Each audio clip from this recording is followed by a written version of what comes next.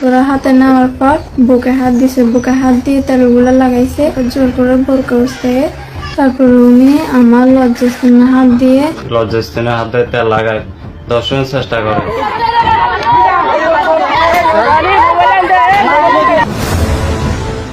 একটি মাদ্রাসা, একজন সম্মানিত শিক্ষক আর জিন তাড়ানোর অজুহাত, কিন্তু এই অজুহাতের আড়ালে লুকিয়ে ছিল এক ভয়ঙ্কর সত্য।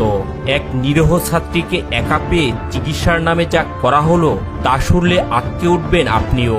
ঘটনাটি ঘটেছে নোয়াখালীর সুবর্ণচর উপজেলার চরজুবুলি ইউনিয়নে।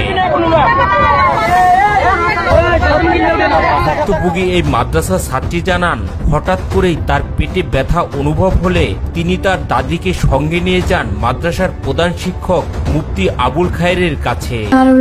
ইসলামিয়া মাদ্রাসার প্রধান শিক্ষক আবুল খায়ের কবিরাজি করে। তো আমি আমার দাদুকে বলছি আমার পেট ব্যথা করে, তাই আমার দাদু ওখানে কবিরাজি করার জন্য হুজুরের কাছে নিয়ে গেছে। সেখানে গিয়ে তিনি জানান নিজের অসুস্থতার কথা, কিন্তু চিকিৎসার বদলে শুরু হয় এক ভিন্ন গল্প। ভুক্তভোগী মাদ্রাসা ছাত্রী অভিযোগ করে বলেন, প্রধান শিক্ষক আবুল খায়ের জানান এই ছাত্রীর শরীরে নাকি খারাপ হাওয়া বা জিন রয়েছে। এরপর চিকিৎসার কথা বলে সরিষার তেল আর পানি আনার জন্য ছাত্রীর দাদিকে বাড়িতে পাঠিয়ে দেওয়া হয়।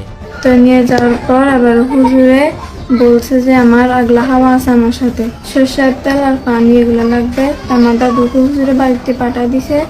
আমি ক্লাসে গেছি, ক্লাসে যাওয়ার পর হুজুর আমাকে ক্লাস থেকে ডেকে আনছে। ক্লাস থেকে ডেকে আনার পর আবার হুজুর আমাকে বলছে তোমার দাদুর সামনে তোমাকে কথাগুলো বলি নাই, তোমার সাথে একটা আগলা হাওয়া আছে, প্রতিদিন রাতে তোমার সাথে মিলন করে। এরপরে শুরু হয় সেই ভয়াবহ মুহূর্ত।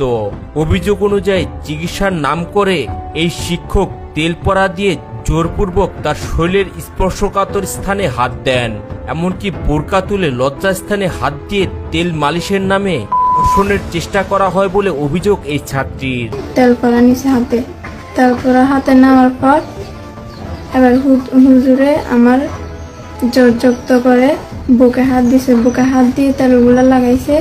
আবার তেল হাতে নিছে, হাতে নিয়ে আবার আমার বোরকা উস্কাইতে বলছে। আমি উস্কানে আমাকে জোর করে বোরকা উস্কাইয়ে তারপর উনি আমার লজ্জাস্থানে হাত দিয়ে আবার আমাকে দর্শনের চেষ্টা করে। ঠিক সেই সময়ে সেখানে উপস্থিত হন এই ছাত্রীর দাদি। নাতনিকে কান্নারত অবস্থায় দেখে তিনি সবকিছুই জানতে চাইলে মেয়েটি সব খুলে বলে। তার একটু পরে আমার দাদু আসছে। দাদু আসার পর আবার আমার দাদু আমাকে কান্না করতে দেখে আমাকে জিজ্ঞেস করছে কি হয়েছে। আবুল খায়ের হুজুরে তেল আর পানি আনতে পাঠাই এই কাজটা করছে।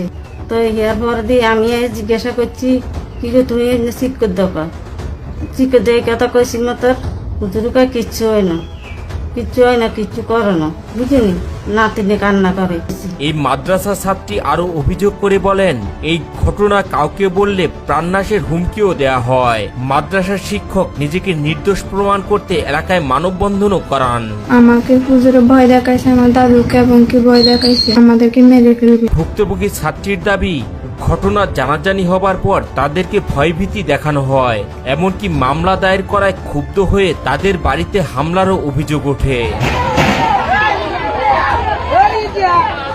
তারপর আমরা যখন মামলা করার পর হুজুরে মানে ছাত্রীদেরকে দিয়ে সমাজের লোকদেরকে দিয়ে আমাদের উপর হামলা করে, এবং আমাদেরকে হুমকি দেয় আমাদের ঘরটা জ্বালা দিবে, আমাদেরকে এলাকায় থাকতে দিবে না। শুধু এই একটি ঘটনাই নয়, ভুক্তভোগীর দাবি এর আগেও আরো কয়েকজন মেয়ে এমন ঘটনার শিকার হয়েছেন। শুধু আমি নয়, উনি এই ঘটনা আরো 3-4টা মেয়ের সাথে করছে এবং ম্যাডামের সাথে করছে। ওনারা লজ্জায় এটা মুখ খুলে না এটা।